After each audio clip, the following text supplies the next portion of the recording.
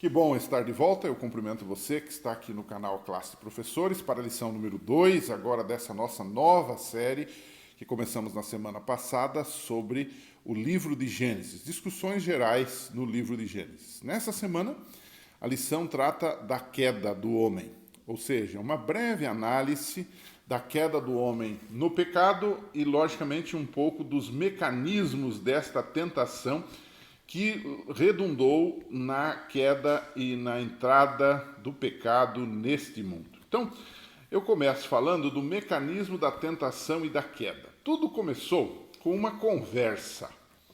Alguns dizem que essa foi uma conversa teológica da serpente com Eva.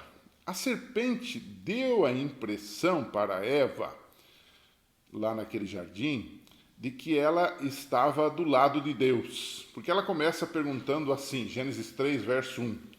Se você observar Gênesis, o capítulo 1 e o capítulo 2 trata da criação, trata das coisas boas, trata da perfeição do universo e do planeta Terra, melhor dizendo. Agora, já no capítulo 3, no verso 1, já começa o problema. Porque então a serpente chega e pergunta, é verdade que Deus disse que se vocês comerem desse fruto, vocês vão morrer?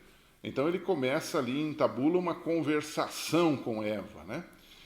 Ela aparentemente, como eu já disse, estava do lado de Deus. Esse é o problema, né? Muitas vezes o diabo, ele não aparece com chifres, com patas, com um olhar horroroso, como aparece nas pinturas da Idade Média, né? Ele aparece como bonzinho, como anjo de luz. O erro de Eva, nesse caso, foi estar mais perto da serpente do que do seu marido, mais perto da serpente do que de Deus. E ela começa a ouvir, ela começa a conversar, ela começa a gostar dessa conversa, né? A serpente apelou, dizendo que o dia em que comessem do fruto, seus olhos se abririam e seriam como Deus. Presta atenção nisso. Isso atiçou o desejo de Eva, né? Imortalidade e semelhança com Deus convenceram Eva e convencem muita gente.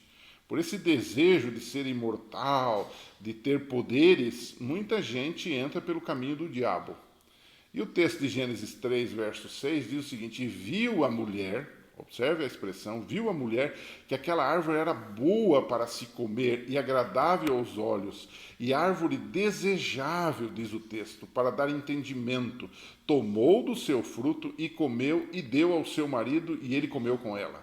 Ou seja, a parte do texto que diz que a árvore é boa para se comer, ela nos lembra um pouco as palavras de Deus lá no início da criação, quando Deus disse assim, que tudo era bom, né? Tudo era muito bom. E ela diz, a árvore, o fruto da árvore era bom também.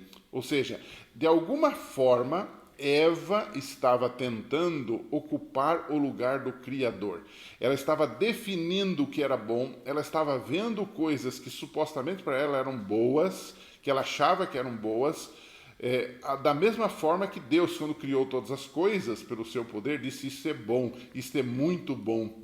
Algo que ele estava vendo. Assim é o mecanismo do pecado, né?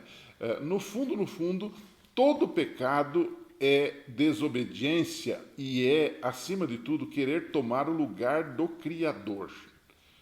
O pecado é independência de Deus, é separação de Deus, é alienação de Deus. E então nós temos um segundo bloco da nossa discussão aqui nessa semana. Depois dessa conversa teológica entre Eva e a serpente, nós temos os resultados dessa conversa, que foi a queda. E eles comeram do fruto, desobedecendo a Deus. Esse fruto necessariamente não precisava ser, como alguns dizem, uma maçã ou qualquer outro tipo de fruto. Esse fruto também não era o sexo, porque alguns dizem que aí o fruto aí é o sexo. Não. Deus havia dito crescer e multiplicai-vos antes de Gênesis 3, ou seja, antes do pecado. Então, sexo, quando colocado dentro dos limites de Deus, não é pecado. Nós temos que entender isto. E então, o que aconteceu? Assim que pecaram, esses dois, Adão e Eva, sentiram-se nus. Por quê?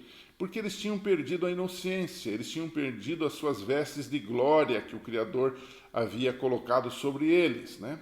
A serpente, então, diz a Bíblia, foi amaldiçoada e houve o que nós chamamos de uma reversão da criação. A criação levou à vida e o pecado levou à morte e à maldição. Já começou a primeira briga de casal, porque Adão e Eva acusaram-se um ao outro por causa do pecado. Ah, mulher que o Senhor me deu. Né? Parece casais atuais que ficam brigando por qualquer besteirinha. Aí não era uma besteirinha, era algo muito sério, que selaria o destino eterno deles e da humanidade. Né? A terra, a própria terra, o próprio solo de onde o homem foi criado, né? De onde ele saiu, foi amaldiçoado, Gênesis 3:17. Né? Adão e Eva foram expulsos do jardim, mas ficou uma esperança para eles. Então veio o terceiro ponto da lição dessa semana, que além da tentação, além da queda, nós temos a solução de Deus. Logo em seguida, Deus não deixou a coisa, ir tão longe que ele não fez a sua promessa. Você toma Gênesis 3, você lê os primeiros versos e logo em seguida Deus já começa a procurar o homem. Verso 9, por exemplo, ele diz, onde estás? Não que ele não soubesse onde Adão estava, onde Eva estava. Esse onde estás é mais, digamos assim, amplo do que nós imaginamos. Era Deus procurando o homem no sentido moral, no sentido espiritual. Ele percebeu que eles haviam pecado e estavam condenados à morte, né? E essa expressão, onde estás, é uma espécie de juízo de Deus. Interessante a gente observar isso. Nós pregamos hoje que antes da volta de Jesus haverá um juízo, e nós intitulamos esse juízo de juízo pré-advento ou de juízo investigativo. E algumas pessoas dizem, isso é invenção dos adventistas, vocês inventaram isso baseado em Ellen White e tal. Não.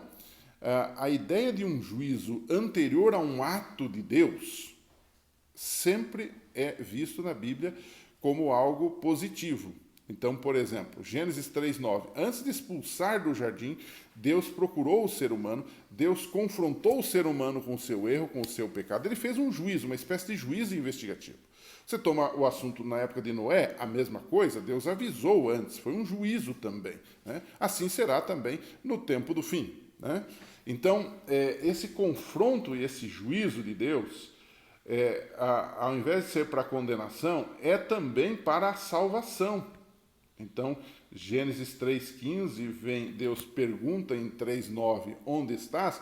E em 3:15 Deus dá a resposta, Deus dá a solução. Né?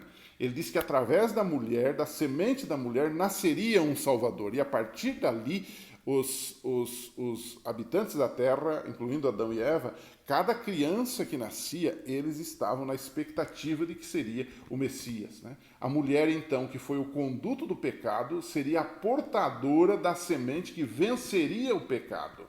No caso, o Salvador Jesus Cristo. Então, para concluir a lição dessa semana, eu faria umas colocações para você entender, né?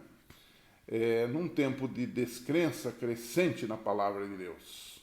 Hoje em dia a descrença tem várias caras, várias facetas. Tem a descrença pura e simples, eu não creio, eu não acredito nisso, mas tem a descrença também que eu leio a Bíblia, eu estudo a Bíblia, mas para questionar, para tentar adaptar a Bíblia aos meus usos e costumes e às minhas vontades. Né? Então, nesse tempo de descrença crescente na palavra de Deus, o que nós aprendemos com Eva, que conversou com o diabo, né? Eva achou que comer do fruto lhe daria sabedoria. Porque muitas vezes nós deixamos a palavra de Deus de lado, achando que nós vamos encontrar coisa melhor fora dela.